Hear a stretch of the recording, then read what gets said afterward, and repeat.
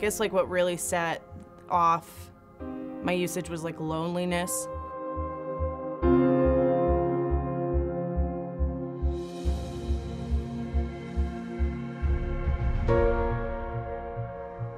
When I think about my life in active addiction, it was very much my whole purpose was finding ways and means to get more.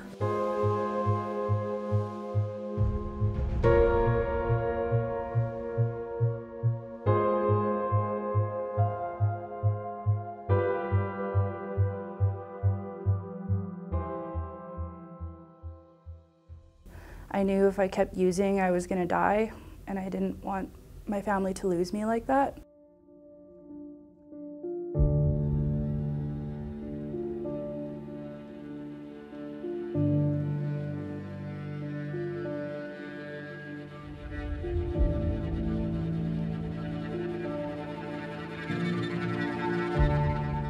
How old were you when you first tried drugs? Drugs? I was 13. First time I tried weed for my first time. When I got into harder drugs, it was almost like it just kind of took everything away. It was really easy to not think about all the crap, all the trauma, all the, I mean, I guess like in the most politest sense, bullshit that comes from life. And it takes like all that away. I had many instances as a young kid, kind of 8 to 10 years old, of not feeling like I belonged. I think it was just feeling misunderstood, and it was like from a young age I started feeling depression and anxiety, and I started self-harming to deal with that. And I guess it gave me that release, but it didn't make me feel better. But I never really felt comfortable in my own skin. So alcohol and drugs allowed me to be something more, something different. Do you believe there was a trigger for your mental health problems? I think it was mostly my genetics. My birth mom, she used as well. I don't really know much about her addiction, but I just know that she used crack while she was pregnant with me. And then I kind of had a bad relationship with my adoptive mom, and that kind of triggered that as well.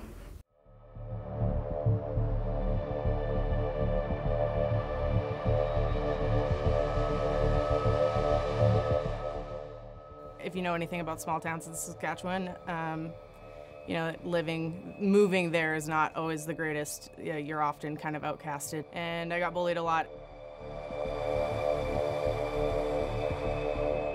I guess I felt like I had no way out.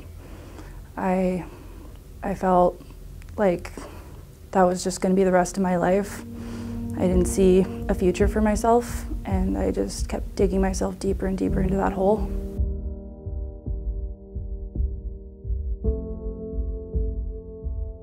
It just took 3 years clean for my drug of choice.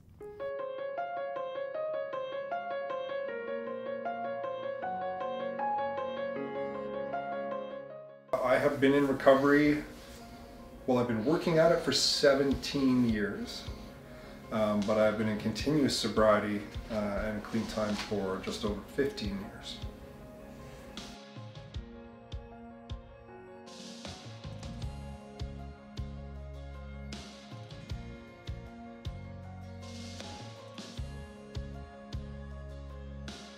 "16 months.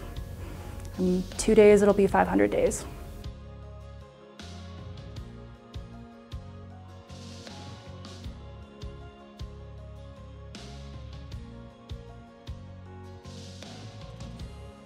The people in my life kicking me in the ass and not letting me quit.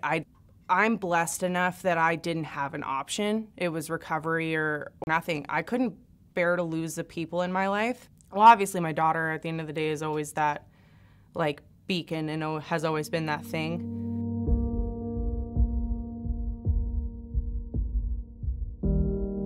He said to me, "Michael, I know what's going on out there, and I want to offer you some help to come home to Regina and maybe clean up. But if you don't take this help, I'm going to keep your mother from you, she's going to want to help you, but I'm not going to let her. And we're going to have to let you go. Honestly, I think I just wanted better for myself, and I knew if I kept using, I was going to die, and I didn't want my family to lose me like that. And eventually I started doing it for myself.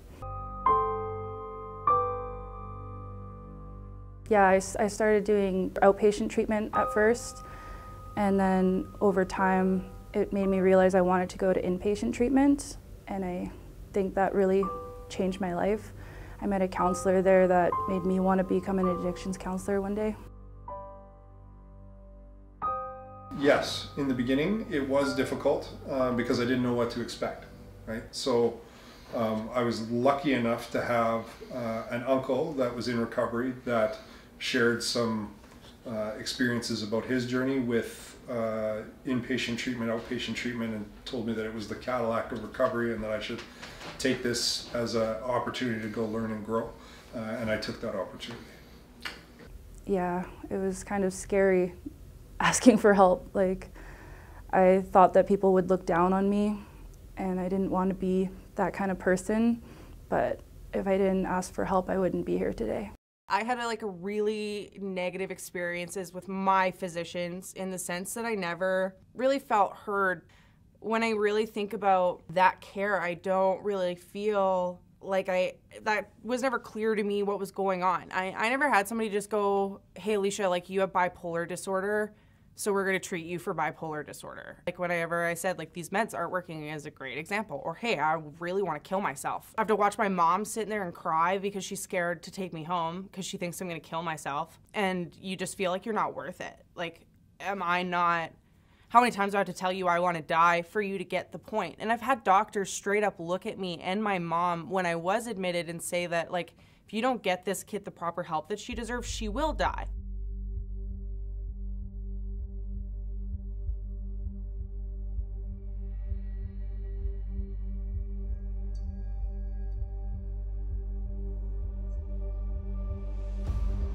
It's quite concerning for us, and this isn't just a police problem, this is a community event. It's been talked about that this is an epidemic, and I would agree.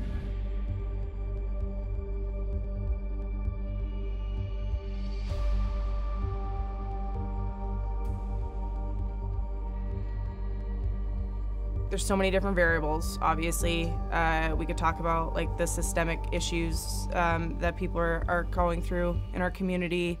We could talk about the lack of connections, the lack of resources. There's just so many variables. But in my personal opinion, I feel the need for that constant support and to be able to meet people kind of where they're at. And there's really a lack of resources that can actually do that for people. The drugs in our community have steadily gotten more dangerous, more addictive, more accessible. We have a poverty line and gap that is continuing to widen, and it's, in my opinion, still a pretty heavy stigma attached to drug and alcohol use, which people that are trapped in it are stuck, and people that don't know enough about it are stuck trying to help because they think these people should just stop using drugs and get a job and life would be great. Addicts are people, and we need to treat them the way that we would treat anybody else. And I think that we need to also just think about how we're funding resources at the end of the day and not putting a Band-Aid on a bullet hole. We've come a long way. We could use a detox center that is triple the size of the one that we've got, but all things happen with money. I think that the city doesn't respect addicts, and I think that they just see addicts and homeless people as a problem that needs to be dealt with. They don't see them as actual people who need help.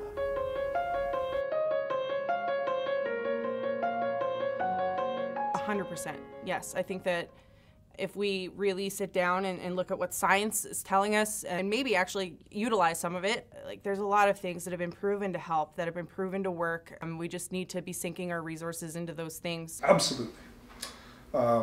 I think that, again, as the world becomes more accepting of people being who they are, and that stigma of mental health and addictions being something that was either like, it's almost like a dirty word, right? Like, and that's not the case. People are far more accepting that people do have struggles. Decriminalization, I think, is another great step forward, and not criminalizing people that are sick. I think there's definitely hope as long as those people can be reached. I think a lot of the time they don't know that there's resources out there that won't judge them, that they'll accept them and help them to live with what they have been dealt. Because it's not about like being different, it's about being supported. Right now, you have the ability to express how you feel about our mental health system has treated you and others. Is there anything you want to say? It gets better, and I've proven that it gets better. Like, so just keep going. You know, we've got to treat people with compassion and kindness, and people who struggle with substance use and the mental health issues are people, and I also feel deserve the ultimate form of kindness and compassion. Those are the people that have gone through a lot of hardships in their lives and need to be treated as such, and I don't really feel like they are right now. I just want people to know that recovery is possible and that they just have to try. Don't burn out. To our workers. If you need time, healthy people make healthy people. And to be that patient, kind, understanding person that a person struggling with addictions and mental health needs. So making sure that we've got support for those frontline workers. If I was to say anything to the folks that are doing this job out there, keep doing what you're doing. I see you. And that's all I've got. Thank you so much. You're welcome.